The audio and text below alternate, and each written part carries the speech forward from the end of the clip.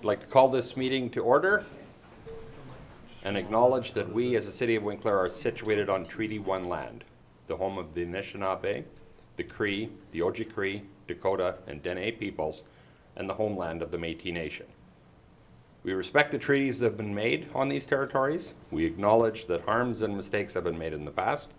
We dedicate ourselves to a future based on respect of all peoples, including Indigenous communities, in a spirit of reconciliation and collaboration, moving forward to a harmonious and prosperous future together. I'll ask for a motion to adopt the agenda as presented. Andrew? Second. Michael? Do we have anything else that needs to be added to the agenda? Nope. We will acknowledge that Don Friesen and Marvin Plett are joining us remotely. So welcome here, guys. Thank you. All in favor to the agenda as presented? That is carried. Marvin and Don, I'll ask you guys, rather than a show of hands today, just so we can stay on top of it, if you would give me an A or an A. Yep, will do. Thank you. Marvin's, your mic's muted. He's not listening. I think he's working on it. Be it resolved that the minutes of the regular council meeting of January 24th, 2023 be adopted. Mover? Don Friesen. Second? Peter Fraze? Any comments out of those minutes? Not seeing any. All in favor? And Yes. we're carried.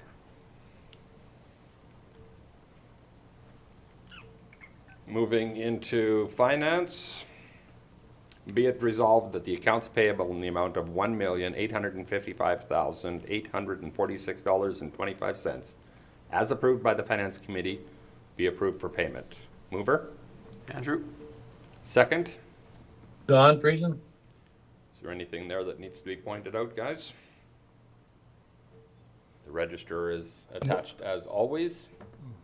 All in favor? Yes. Carried.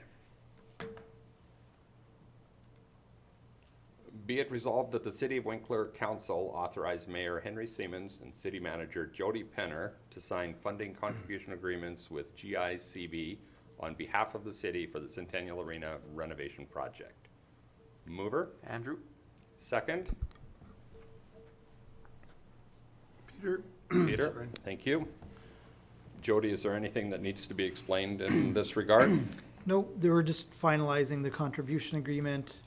So just, it's standard. They require the resolution for that, Okay, thank you. signing authority.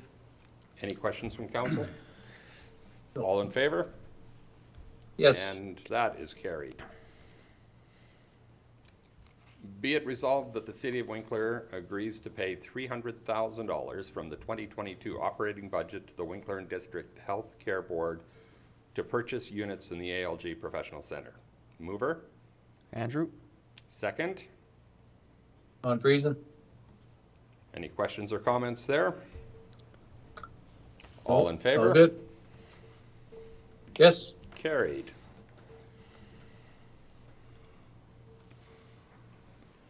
Be it resolved that the Winkler Fire Department report for January 2023 be received for information. Mover? Michael? Second? Peter? Attached there. Anything that needs to be pointed out, Peter? They're off to a roaring start again. Numbers are up. Yes, they are. no They kidding.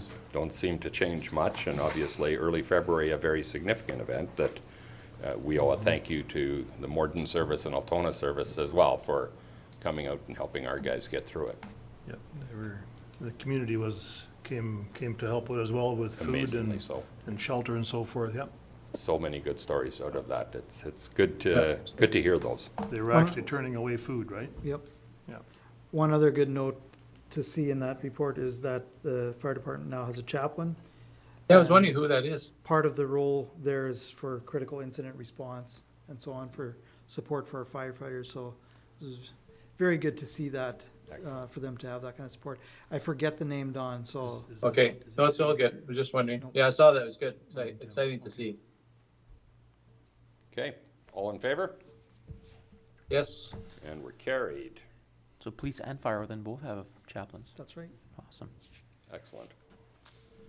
Continuing into transportation and utilities, be it resolved that bylaw 2296-23 to approve water and sewer rates for the city of Winkler be given second reading. Mover, Andrew? second. Michael. Any explanation here, Jody or Scott? Nope, this is just pass through from the increases we have from Pemmon Valley Water Co-op. They went through the Public Utilities Board to get those approvals, and now they get passed through for the portion that we use of or overall water, which is in the range of 30 to 35%. Excellent. Thank you, Jody. So only on that percent is there an increase in the rates. And this is something that we do on an annual basis as those rates change to make sure that we have them updated. As Jody already mentioned, it went through the Public Utilities Board, and those rates are there. We just have to do our paperwork at this end to make sure that we can bill out what we get charged. Any further questions? Nope. All in favor? Yes. Carried. That takes us through then to be it resolved that bylaw 2296-23 to approve water and sewer rates for the city of Winkler be given third and final reading. Mover, Peter. second, Andrew? and this is, as already explained, one last time for questions if anybody has. All in favor? Yes. We're carried. Whereas Manitoba has prepared an expansion proposal for the Pembina Valley Watershed District that supports watershed-based management in Manitoba and outlines the details of municipal participation in the Pembina Valley Watershed District. And whereas Council of the City of Winkler understands that amendments to the Watershed District's regulation will include final details of participation in the Pembina Valley Watershed District. Therefore, be it resolved that the City of Winkler supports the continued participation forming part of the Pembina Valley Watershed District in accordance with the Watershed Districts Act and Regulation. Mover, Andrew? second. Michael. You will note in the notes there that with the addition of the arm of Roland, our percentage goes down just a tiny little bit, but it leaves us with a contribution at $19,000 a year. It's good to see another member join. The more people we have involved in water conversations in our area and the protection of it, the better we all are.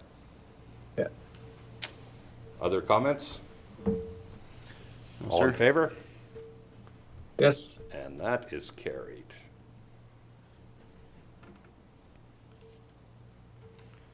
Be it resolved that bylaw 2299-23, traffic and parking bylaw enforcement, be given first reading. Mover, Peter. Andrew? Oops. Peter, Nope, all good. and Andrew. A quick explanation there, Jody, if you don't mind. Yeah, this is a small change here. Previous bylaw had the dates from November 1st to March 31st for the snow ban. Just given the way things generally happen, Mhm. we're moving that to October 1 to April 30. Okay. And as always, this simply puts it on the floor. If there are discussions or comments on it, you will have opportunity to do so at the next meeting when we deal with it further. All in favor? Yes. Carried.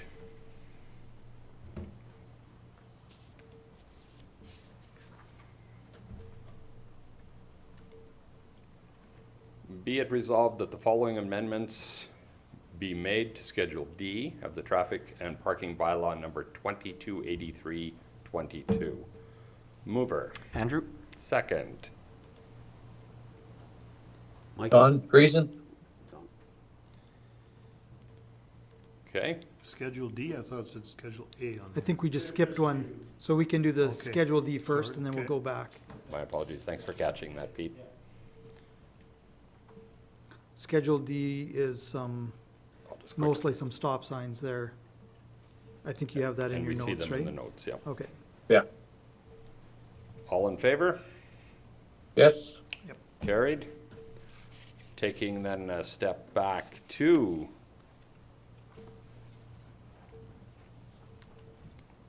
7.5, is it? 7.5, I just need it, there we are.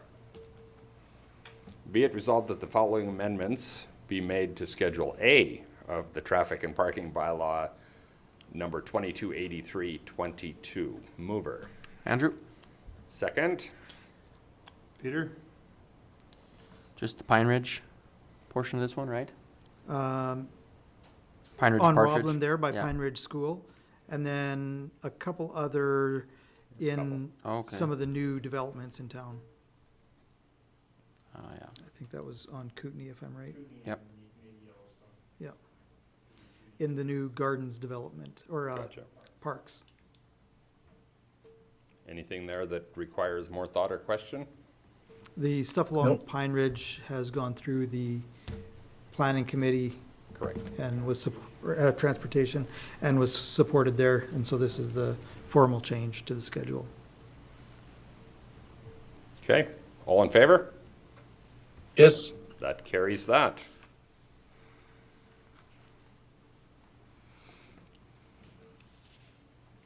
Takes us to planning. Be it resolved that bylaw 2294-23, road closing, part of Russet Road be given first reading. Mover, Don Friesen. second. Michael? Michael? Jody, on these ones here, we're probably gonna need a little bit of help, so if Yep. you don't mind.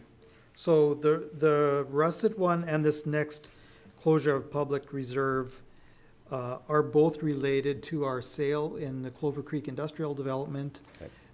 of that northeastern quadrant Right, south of the highway. So in order to make the changes to those lots, we have changed the planning for Russet Road to extend only to Norland from Eastview, instead of going right through all the way to Icon Drive. So that change requires this closure. and again, this is first reading, so there'll be opportunity for additional questions or comments if we have. All in favor today? Yes. Carried. Be it resolved that bylaw 2295-23, closing of public reserve, Icon Drive, be given first reading. Mover? Peter? Don Friesen. Peter got it, Don got the second. This is, Again, this is public reserve, that was part of some drainage that's getting moved, so therefore we have to close this public reserve. okay. All in favor? Yes. Carried.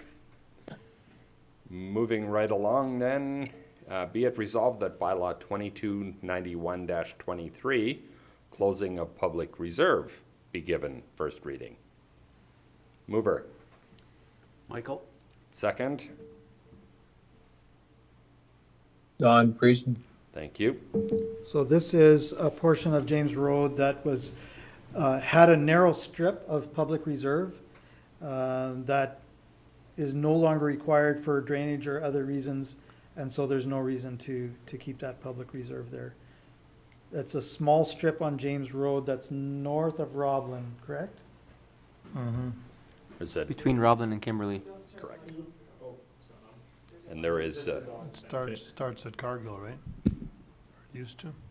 Yeah, so the public reserve is 21 feet immediately adjacent to between Quakers and Winkler Construction, and on the other side of that drainage ditch is which is in James Road right of way there.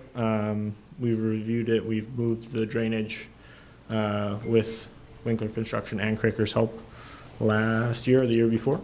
And this was reviewed at the planning committee about a year and a half ago. It's just taken some time to get it here. We were with other projects that are going on in the area. Now it made sense to advance this. So and if you do have additional questions, there's a really good shared note there that provides additional detail if you guys need. Yeah. All in favor? Yes. Carried. Thank you for that additional explanation as well, Scott. Thank you. Be it resolved that bylaw number 2297-23, vehicle for hire bylaw, be given second reading. Mover? Peter? Second? Michael? Marvin? Marv's there. Hello, Marvin. He woke up. Okay, you see it attached there. Does anybody have questions or comments to it? Is there anything further that needs to be added? And what's the change, what's the main change in this one again? This is to not have any limit on the number of licenses. It just opens it up from the restriction that we had before. Perfect. I would also add that we're removing the fee cap schedule Yes, the fee schedule. as well. It was outdated and was difficult to enforce. Obviously, this was advertised. We've had no comments on it, Jody, that we know of. Nope. Okay. Any other Sorry, I'm comments just gonna here? ask Scott for, Oh, please, Scott. We've also met individually with both taxi companies in town and received their feedback as well that helped form these changes. As well, we reviewed them with the Transportation Committee as well. Excellent. And I appreciate that proactive approach when we're out there looking at these types of things. It's always good to talk to the people that it affects because quite often they have points that need to be taken into consideration and that you took that initiative in advance of that. Appreciate it. Thank you. Yeah, absolutely. In this case, there were some counteracting points, differing opinions between the two companies, so we tried to balance that as best we could, but moved the proposal forward. Excellent. Thank you. All in favor? Yes. That is carried. Be it resolved then that bylaw number 2297-23, vehicle for hire bylaw, be given third and final reading. Mover? Michael? Second? Peter? Don. Peter? Thank you God, very I much, waited so guys. Any last comments? All in favor? Yes. Carried. Be it resolved that bylaw 2298-23 be given first reading. Mover. Don Friesen. Second. Marvin? Thank you, Marvin. This is a rezoning from R1 to R3. This simply puts it on the floor, and we'll debate this at the next meeting. Any comments today before we move on? Where is this piece? Northlands Northlands. Parkway at the corner of Northlands and Pearl. And Pearl. Okay, okay. There's a map attached there. Mhm. All in See favor? that? I see that now. Yes. Carried. Continuing then to be it resolved that the Morden Veterinary Services District minutes for January 23rd, 2023 meeting be received for information. Mover? Michael? Second? I can help. Marvin? Thank you, Marvin. Michael, anything we need to add to what we see in the minutes? Nothing that I noted there. They met while we were away for planning, so looking forward to being back as the rep on that committee, though, at the next meeting. Excellent. Thank you. All in favor? Yes. And we're carried. Be it resolved that the Winkler Centennial Golf Course minutes for the February 7th, 2023 meeting be received for information. Mover? Andrew? Second? Peter? This Andrew? meeting was more to approve the financial statement before the AGM, which was on Monday. Mhm. So you'll see those minutes the next meeting here, but yeah, we had, I mean, it was a quick meeting as you can see, but. Yeah. But yeah, good things are happening there in our AGM. We had around 80 people there, so Very nice. it's good. It's more Yep. than typical, isn't it? It's around 80. When you have to be there for the free membership draw, Right. we usually have more people there. Right. That's how you get people to the AGM. That would do it, Yeah. yes. Any questions of Andrew before we move on? All in favor? Yes. Carried. Yes. And that takes us to our community spotlight today. We have the Winkler District Food Cupboard here to make a presentation. I'll ask you to come to the mic, knowing that we know who you are, but that people watching may or may not. Milt, I'll get you to introduce yourself and go from there. Are you moving it for us, or do we move it? Oh, look Well- at this. We've never done this before. Yeah. So I'm Milt Alford, the chair of the Winkler Food Cupboard. This is Christina Wall. She's also on the board, and really want her to be vice chair, but yeah. I don't know how formal we want to have this, because I know hopefully this is going to be a little bit more riveting than what you just went through, but we'll see. So, yes, so good evening. Thank you, Mayor Henry Stevens and Council for having us here. So we are part of the Winkler District Food Cupboard here, of course, and we just want to share our story a little bit. Which one do I do? Just The arrow to the right. to the right? Yeah. So we want to tell you a little bit of who we are, our location space, our volunteers, our growth, our food rescue program, and donations. So in last June, we moved into this beautiful new building that we all know is down on Main Street. We are joined with Central Station, and this is our main aisle down. This is what we will call food that we purchase for our clients. This is our warehouse. We have a lovely warehouse now that we can order more food and be able to store it. And we have a table where we can do a lot of sorting, and we have a walk-in freezer and a walk-in fridge. And we share that with Cafe 545. And usually by Tuesday, both the fridge and the freezers are full, which is great. So our purpose is to supplement food for those who cannot afford to buy their own groceries. We're not there to give them all their groceries, but to supplement. We work very closely with Central Station to determine who needs our help. Wednesday is the big day for us. When the clients come in, they go through Central Station. Central Station finds out what their needs are. They fill out a form, they come through, and we give them the supplies, and we give them basic needs such as flour, sugar, cooking oil, bread, meat, milk, eggs, and a few other things. So that's the basics that we try to give them, and some few other things that they need. And then we give them extras, which Christina is going to talk about in a little while. We have about 45 dedicated volunteers, and it keeps on growing. And we have no paid staff at this point. As we grow, that is something we may have to consider. So here's some of the interesting stats. Wasn't much change from 2020 to 21, but you can see a huge jump from 21 to 22 of households that we serve per week. So they can come twice a month. So a household can come every other week. So that's how that works. And we peaked that was November 155. It was an extremely busy day. These are our active households that are coming right now. So these numbers are higher, so they're not coming all the time. And and you can see how the change. We've gone up 100 people from January to December. So if you look at this, these numbers are really interesting. You can see we're at 7,000 in 2019. COVID hit, we dropped.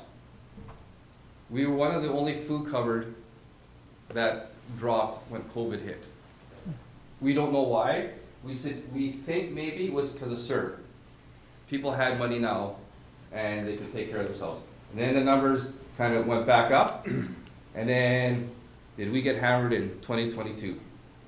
So when we say 9,495 adults and 7,308 kids, so if they come In January, they come in February, they're considered two. So every time they come, they're considered a person. So, does that make sense? Yes, it does. So you had a total of 16,000 some visits, Visits, yeah. okay? Would that be Yeah. accurate? Okay. Yeah, and it might be, I'm just throwing out, it might be 500 people in total, right, that just have come multiple times. Just so, just want to make sure that's clear. So our finances for 21 was like 190,000. Our expenses were 165, which on food, we would spend almost $12,000 last in 2021. 2022, our revenue was up a little bit. Our expenses were really high. And I mean, now at the end of the year, it's even higher, but we were almost at $18,000 a month on just buying food for what's going on. So we had a deficit of $35,000. So we went from a surplus of 30 to a deficit of 35 in 1 year. So how do you handle that? We'll get to that. Yeah, so now I'm gonna pass that over. Oh, so one of the things that I want to say for the number of people we serve, I was gonna break it down a little bit. So we have basically 3 segments of society that comes through. Of course, those that are on social assistance, mental health issues that we as a community have a social responsibility to take care of, and they'll never get off of whatever they're on, right? Then we have those that have just hit hard times, and they just, whether someone's lost a job, we have a segment of those, and we see them for a while, and often, maybe after a year, they're gone. And then, this year, we've really seen immigration. And we've seen those that will come once for an emergency package, and we'll never see them again. Then we'll see the immigrants that'll come in, we might see them for 2 or 3 times, and then we don't see them again. Then we have those that are really struggling to get going, or they have big families and their job just doesn't give enough. So, and the immigration has become a big part of the Winkler food cupboard. So our rescued food program is relatively new. Can I give you just a couple of handouts to pass? Sure.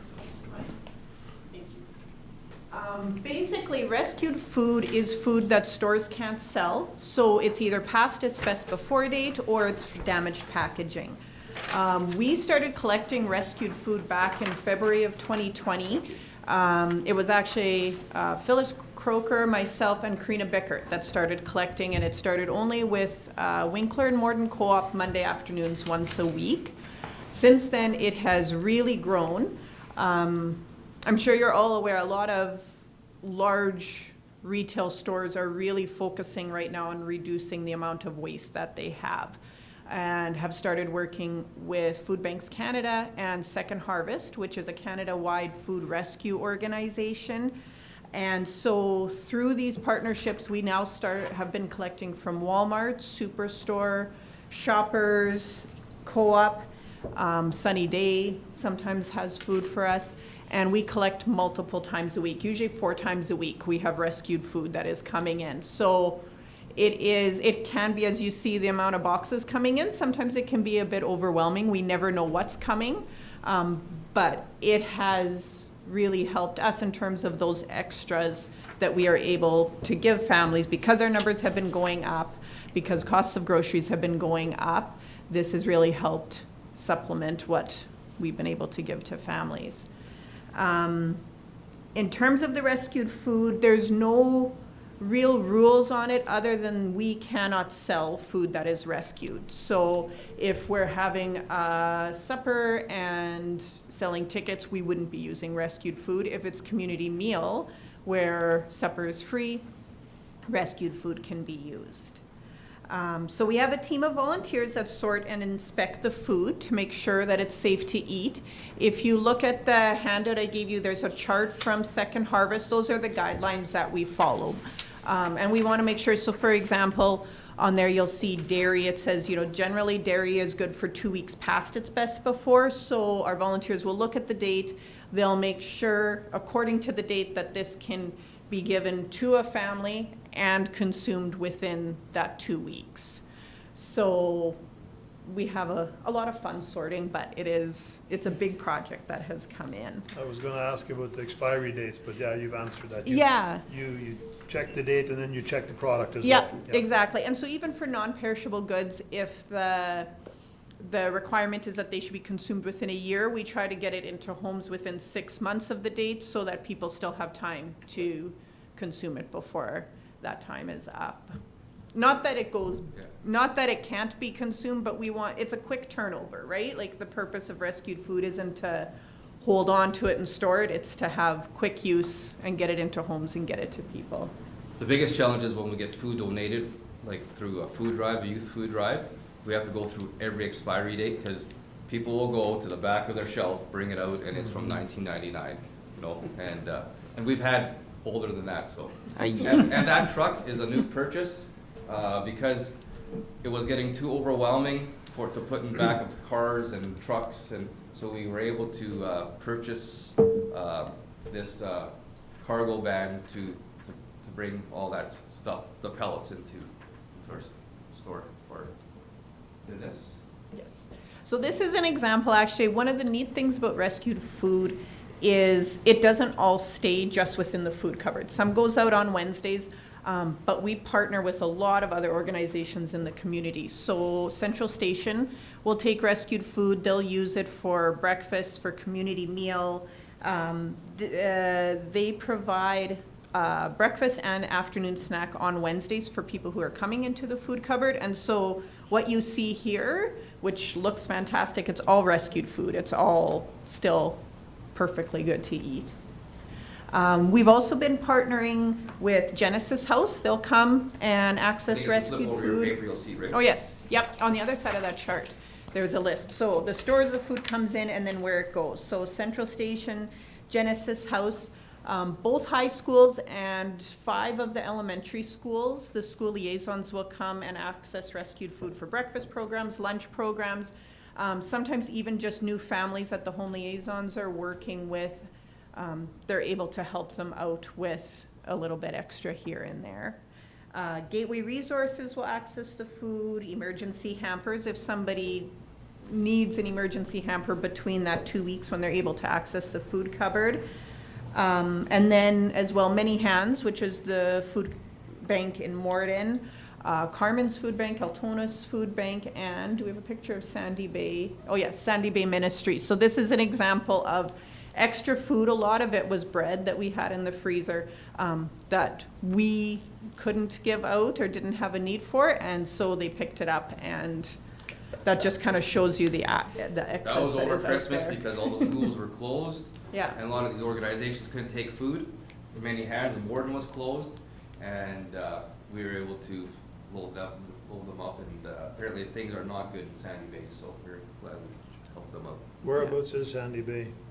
It is near Portage, Amaranth. Yeah, or Okay. that off North the lake, Gladstone. Yeah. That's where they had the fires and the floods a couple years ago, but we got Okay. evacuated, and yeah, it's apparently not a good situation up there. Our partnerships keep growing too. So right now we're working on partnering with Central Station and with Eden as to some of the Manitoba housing units and other apartments that are run through Eden. They have community kitchens.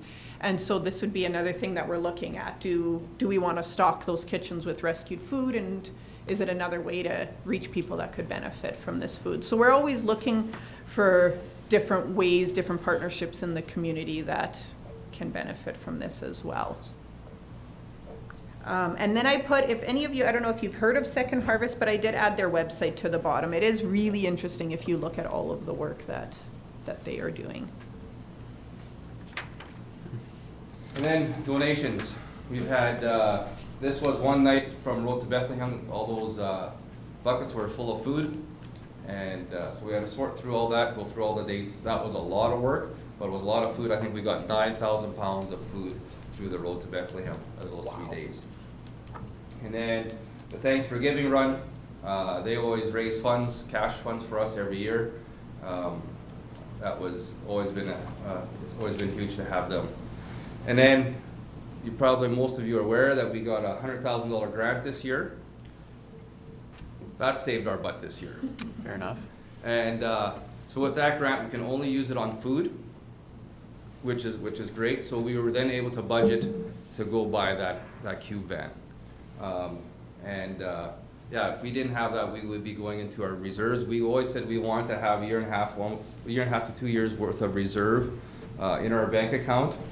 That's when we were at about $10,000 a month.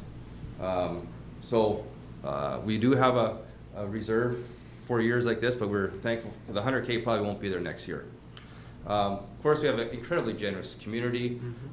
We've had a 7-year-old ask for her gifts to be food to bring to the food rescue, and they brought food.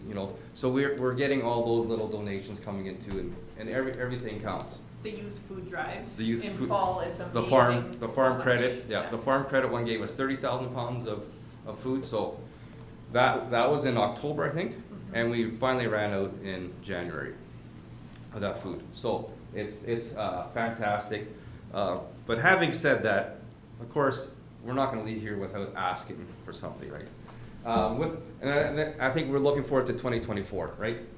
We are probably won't get another $100,000 grant from the province. We have, we want growth, we want immigrants coming in and those kind of things. So, think of us when you're budgeting. Think of our community, what we're doing. We're trying to be incredibly responsible with the food. We're so thankful for the food rescue because that is allowing us to feed. When they get their basics, now they can get some fun stuff, like when they come through there too, right? There's sugar cereals that are coming, the boxes are damaged, or puddings and granola bars and all those things that we would never buy. So they get those extras, which is great. But to stock, canola oil, it's jumped up, 3 times in price, right? Well, what does that do to your budget? It just knocks it down big time. And so many of the immigrants use so much cooking oil, so we don't want to take that off the shelf. So we're in that constant dilemma. So yeah, think ahead, 2024. Keep us in mind as we continue to help those in need, as lots of people. So again, thank you for your time. We'd love to answer any questions that you have. Any questions, council? I don't have questions. I'm just always impressed with, I don't know how you guys can do all that, all on volunteers. It's impressive. But even the And most of them are over 70. But even the food rescue thing that you go through, that's got to make you guys feel so good to help so many people with expired food, right? Like that they were throwing a dump. So in June, when we kind of moved over, we'll be just so honest here, we were overwhelmed. The seniors were overwhelmed. Morale was low because we didn't know, what are we doing with all this food? Because first you're moving. You make a move for anybody, it's change, right? Yep. Now we're getting so much food and how do we deal with this? Fast forward, we had a meeting yesterday and morale is high, people are excited, there's a system in place and it's going really well. But yeah, it's some days overwhelming. We encourage you, if you want to come on a Wednesday to see what happens with the clients, come on a Tuesday during the day to see the food rescue. That's the biggest day is Tuesday when it comes in. We used to have the Flyers would come help too when they weren't in the playoffs. They would come help and do stuff. So they were getting part of the community. It's just a lot of stuff there, and it's really cool. And it would be great for the volunteers to see council come through there and just say hi. And especially me, I would bring the average age down quite a bit. Yeah. 69 and a half. I think the other thing that I wanted to mention that's been really interesting to see is when we've been picking up from the grocery stores, how many people work there who have told us how excited they are to see this food go to good use, because a lot of it did end up in the dumpster for years. This is what happened, right? And so when you're working there, and a lot of the times it's perfectly good meat that just needs to be frozen and it can be used, but stores can't sell it like that, right? So we've had a lot of comments from staff of different stores about how excited they are that we're finding a home for this food, so. It's nice. We could talk for hours, but we know we're limited time. I have one other question. You said there was 3 main demographics, or not That's demographics, what I kind of said, yeah. but do you have a percentage on those or no? Like how much is? We don't. Central Station could look at that and really, because Central Station does the intakes for us, So they know the demographic. We're just going by what we see visually coming in. Okay. And trying to, and as the volunteers talk. So I mean, if 'Cause we it's- want to get to the nuts. No, I'm just generally Yeah. curious about, because Yeah. of big jump in numbers that you Yeah. said for 2022, right? Yeah, because now they'll often the volunteers will say, we don't even recognize the people coming in. When we were at the old place, they knew Right. the regulars, they knew who was always There's a coming. lot of new people in town this year. Yeah, Yeah. A lot of people hired a lot of Ukrainians and so Yeah. forth, and yeah.